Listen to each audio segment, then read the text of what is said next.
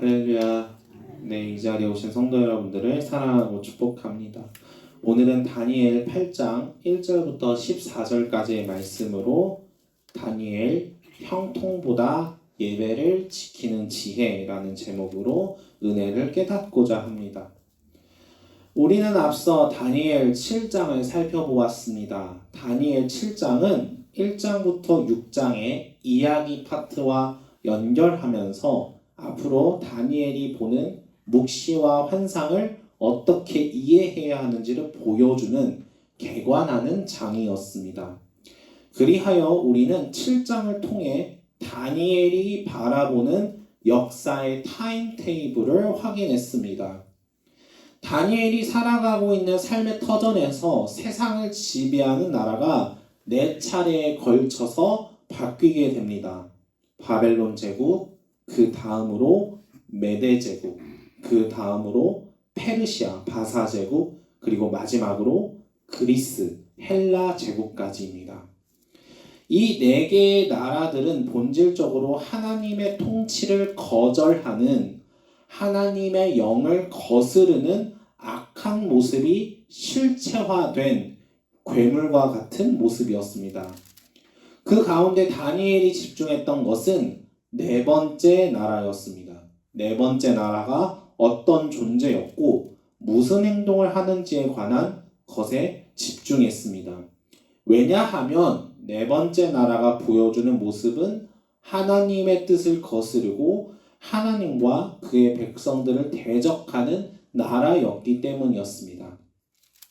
이제 다니엘은 본격적으로 이스라엘 백성들은 4개의 나라의 통치를 받으면서 특히 4번째 나라의 통치 속에서 하나님의 백성들이 경험하는 신앙의 문제들이 무엇인지 설명하기 시작합니다. 우리 본문 1절, 2절 말씀을 함께 읽도록 하겠습니다. 나 다니엘에게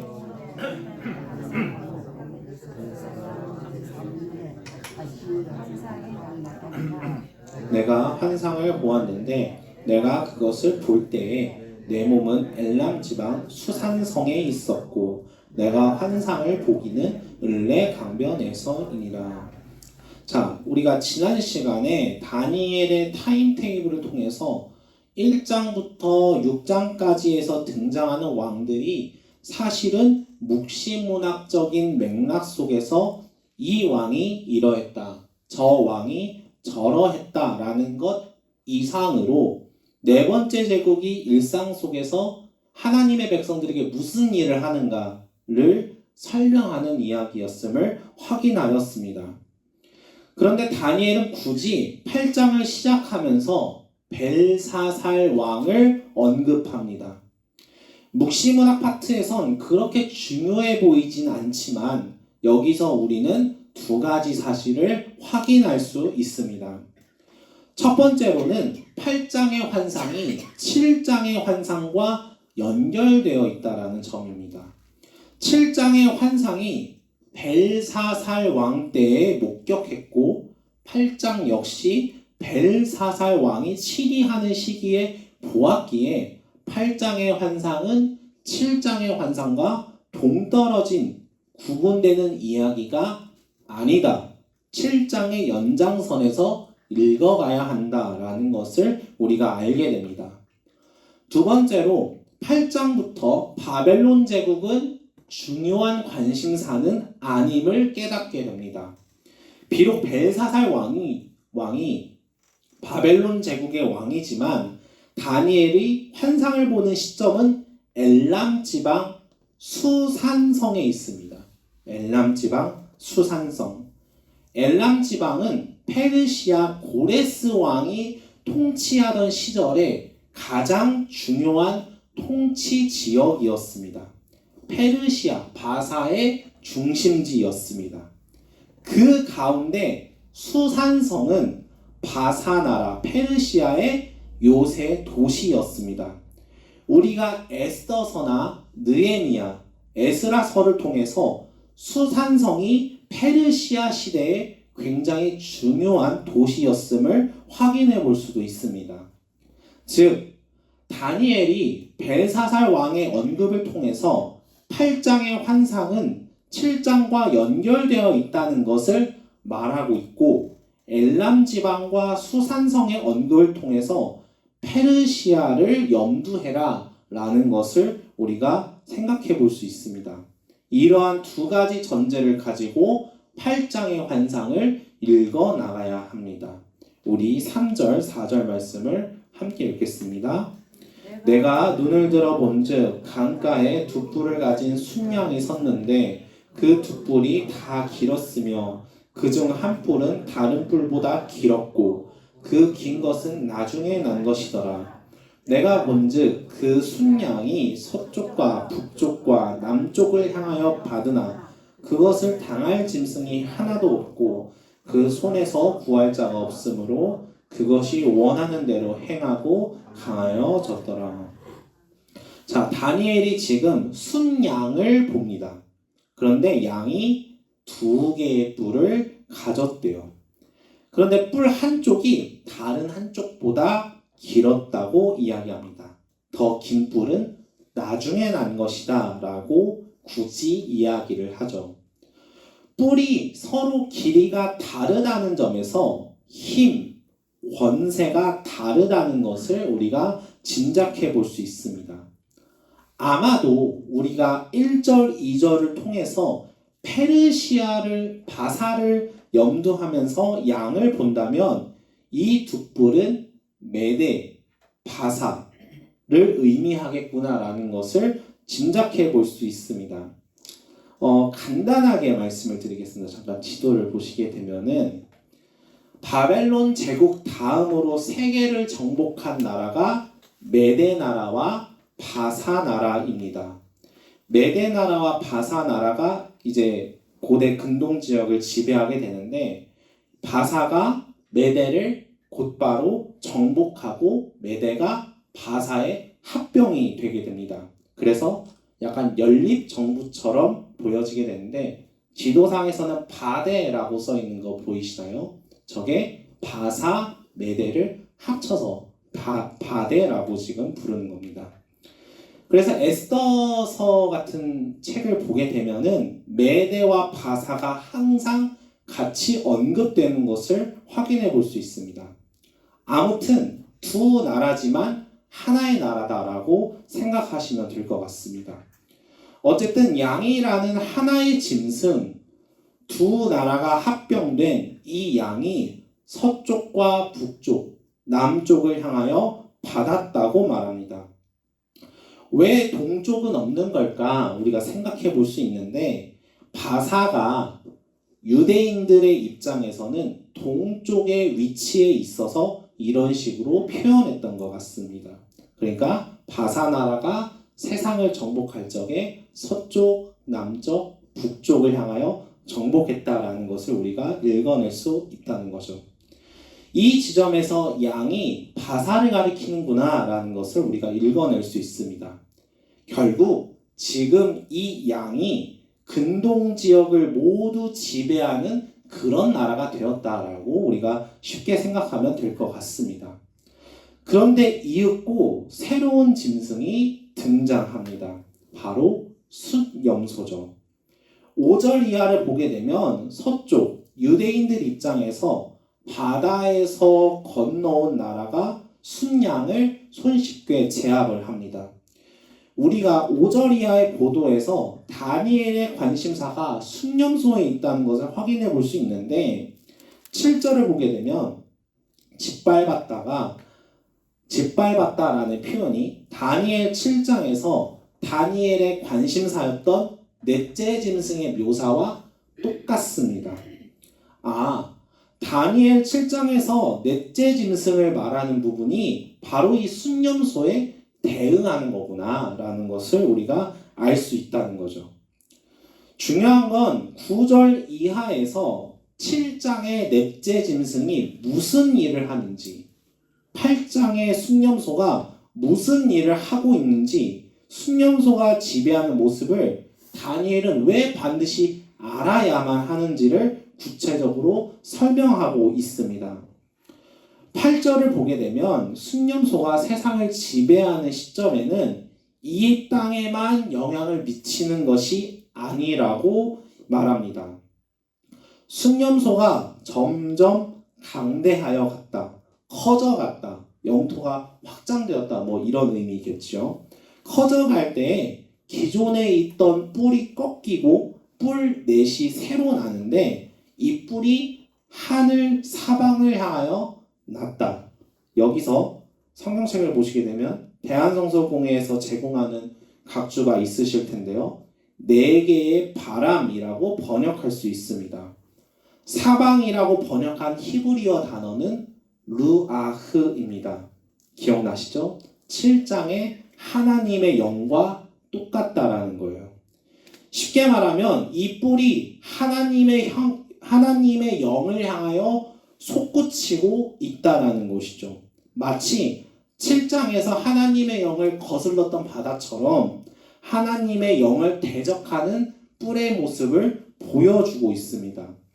순념소가 강해지면 강해질수록, 커지면 커질수록 이 땅의 영향력을 행사하는 것에 그치지 않고 하늘을 대적하고 하늘을 공격하는 모습을 보여주고 있다라는 것이죠. 9절을 보게 되면은 하늘을 대적하는 뿔 가운데 작은 뿔이 등장을 하는데 남쪽과 동쪽 영화로운 땅을 향해 커져갔다, 강해져갔다, 정복해갔다라고 설명을 합니다. 여기서 영화로운 땅은 우리가 직관적으로 알 수가 있죠. 바로 젖과 꿀이 흐르는 땅, 기름진 땅, 이스라엘을 말합니다. 다니엘이 주목하고 있는 것은 이스라엘 땅에 살고 있는 이스라엘 백성들을 향해서 이 작은 뿔이 어떤 행동을 하는가인 것 같습니다. 10절 이하의 말씀을 우리 함께 읽도록 하겠습니다. 그것이 하늘 군대에 미칠 만큼 커져서 그 군대와 별들 중에 몇을 땅에 떨어뜨리고 그것들을 짓밟고 또 스스로 높아져서 군대의 주제를 대적하며 그에게 매일 드리는 제사를 없애버려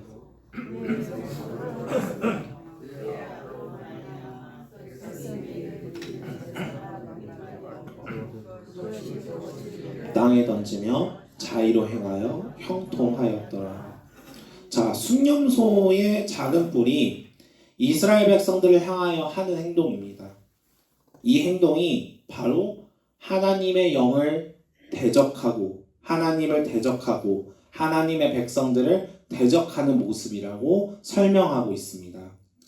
작은 뿔이 이스라엘을 다스릴 적에 매일 드리는 제사를 없애버렸어요. 예배 처소를 무너뜨렸어요. 제사를 드리지 못하도록 막아섰어요. 더 나아가 진리, 하나님의 말씀을 무시하고 권위를 떨어뜨렸어요. 추락시켰습니다. 하나님의 뜻을 거스르는 거죠. 우리가 8장 환상 해설 부분과 9장에 걸쳐서 이 역사적 상황이 구체적으로 무엇인지를 살펴보긴 하겠습니다만 복잡한 이야기는 거두절미하고 핵심은 하나님의 백성들의 예배를 막았다. 예배를 부정하게 만들었다. 하나님을 예배하는 처소를 무너뜨리고 막아섰다라고 이야기를 하는 것이죠. 순념소 입장에서는 나라를 위하는 일이다.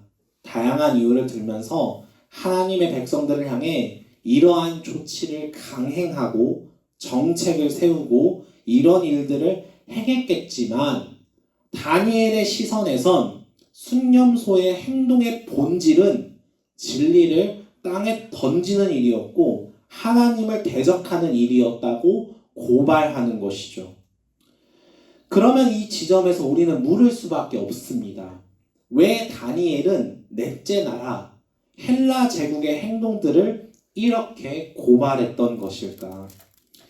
오늘의 말씀을 묵상하면서 저는 12절에 주목을 하게 되었습니다.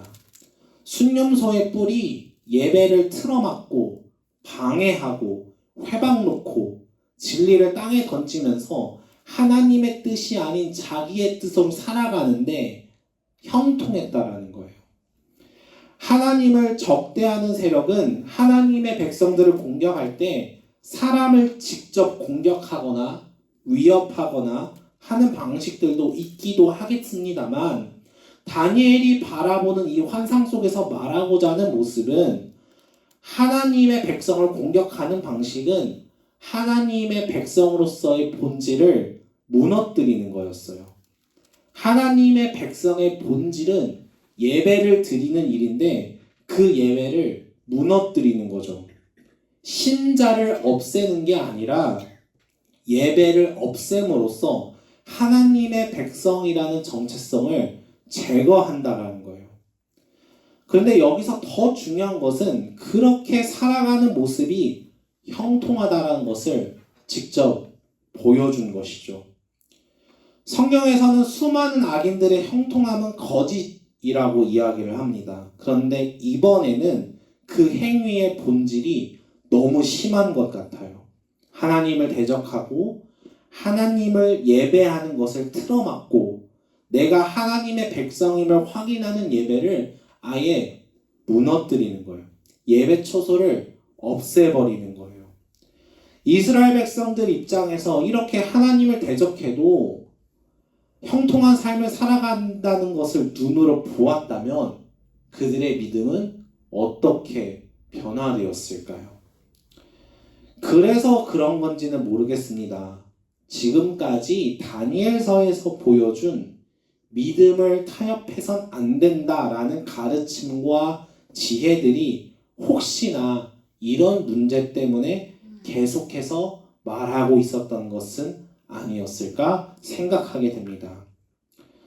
그런데 우리에게 눈을 사로잡는 게 있습니다. 이 환상의 결론은 이 일이 언제까지 있을 예정인가에 대한 응답으로 끝납니다. 작은 뿔, 순념소를 향한 심판이나 하나님의 백성을 향한 회복의 이야기는 등장하고 있지 않는다는 거예요.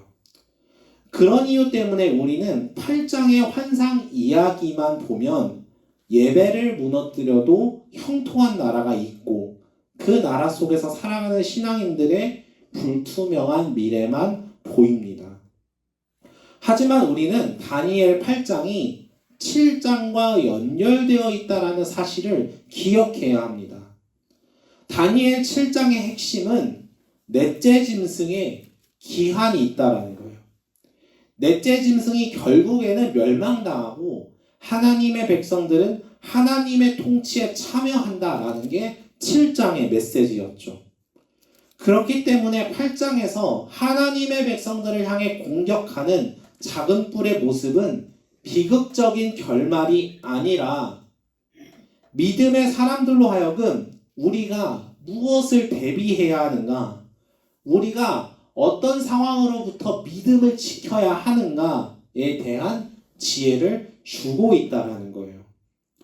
아마 다니엘은 이렇게 말하고 싶었던 것 같습니다. 신자를 없애는 것이 아니라 신자를 바꾸려고 하는 이 교묘한 작은 뿔의 횡포를 우리는 알아차려야 한다. 하나님의 백성을 향해 예배를 가로막고 예배 초소를 무너뜨리고 진리를 땅에 던지는 그 모습, 세상은 형통해 보일지 몰라도 기한이 있다. 때가 있다. 우리는 단순히 믿음을 지키는 사람들이 아니다. 저들이 예배를 공격하고 예배를 무너뜨리려고 한다면 우리는 더더욱 예배를 지키면서 예배를 놓치지 않으면서 믿음을 보여주어야 한다. 예배를 무너뜨리고 하늘을 대적해도 형통하다라는 세상의 이야기에 긍정하지 않고 여전히 하나님을 향한 믿음으로 하나님께 드리는 예배를 지키는 일, 하나님께 드리는 예배를 지키는 지혜를 가지는 것이 이 환상을 통해 우리가 깨달아야 한다라고 말하고 싶었던 것 같습니다. 사랑하는 성도 여러분, 형통보다 예배를 지키는 지혜가 우리에게 있기를 소망합니다. 예배를 무너뜨려도 잘 될 수 있습니다. 진리를 버려도 성공할 수 있습니다. 하나님을 대적해도 형통할 수 있습니다. 그러나 그것은 하나님의 형통은 아닙니다. 세상의 형통은 기한이 있고 때가 차면 반드시 무너집니다. 우리가 7장에서 은혜를 나눴던 것처럼 하나님의 통치에 참여하는 것이야말로 신앙의 형통이요, 믿음의 형통이요, 하나님의 형통이라는 것을 우리는 믿어야만 합니다. 오늘 우리는 형통을 원하지만 하나님은 예배를 원하시는 겁니다. 우리는 잘되는 신앙을 구하지만 하나님은 바른 예배자를 찾으십니다. 세상은 예배를 버려도 형통할 수 있다고 말합니다. 그러나 성도는 예배를 잃으면 아무것도 아닙니다. 예배를 무너뜨리고도 성공할 수 있다. 진리를 버리고도 번영할 수 있다. 하나님 없이도 교회는 유지될 수 있다. 세상이 아무리 말을 해도 우리는 그것이 틀렸다고 말할 수 있는 지혜가 있어야 하겠습니다. 오늘 말씀 앞에서 우리가 이렇게 결단해야 하겠습니다. 주여, 형통보다 예배를 택할 수 있는 지혜를 우리에게 주시옵소서. 보이는 성공보다 보이지 않는 임재를 선택하는 성도가 되게 하옵소서. 하나님의 백성이라는 정체성, 예배를 선택함으로써 하나님의 통치에 참여하는 지혜자가 되게 하옵소서. 예배를 무너뜨리려는 세상의 유혹과 공격과 속임수를 우리가 분별하고 형통이 아닌 예배를 선택하는 그 믿음과 지혜가 있는 우리 모두가 되기를 주님의 이름으로 축복합니다.